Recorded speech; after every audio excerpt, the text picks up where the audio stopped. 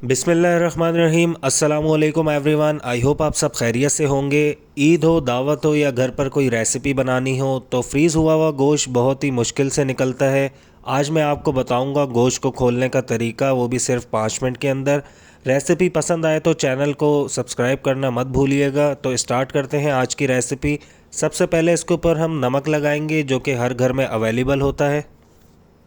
जिस तरीके से हम गोश्त को मैरिनेट करते हैं इसी तरीके से हमने इसके ऊपर नमक लगाना है। जब तक चारों तरफ इसके ऊपर नमक सही तरह नहीं लगेगा इतनी आसानी से ये गोश्त नहीं खुलेगा। तो इसीलिए नमक को अच्छी तरह लगाना है चारों तरफ। इस तरीके से इसके ऊपर मसल मसल के नमक लगाएंगे। बहुत ही आसान तरीका है, कोई भी मुश्किल नहीं है। तो नमक लगाने के बाद अब हम अगला स्टेप क्या करेंगे। नमक इसके ऊपर लग चुका है। अब जो है हम एक बर्तन के अंदर पानी ऐड कर देंगे और अब हम इसके अंदर गोश्त ऐड कर देंगे।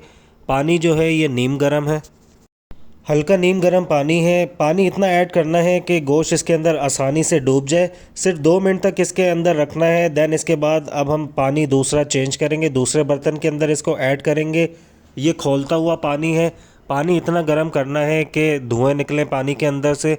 तो ये अब बर्तन हमने इसके अंदर ऐड कर दिया है और इसको हम 3 मिनट के लिए कवर कर देंगे।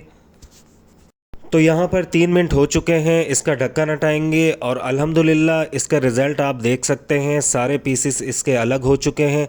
जहाँ आपको घंटों लगते हैं फ्रीज़ हुआ हुआ गोश्त निकालने में, तो ये तरीका आप इस्तेमाल करें। सिर्फ 5 मिनट के अंदर सारे पीसेस अलग हो जाएंगे।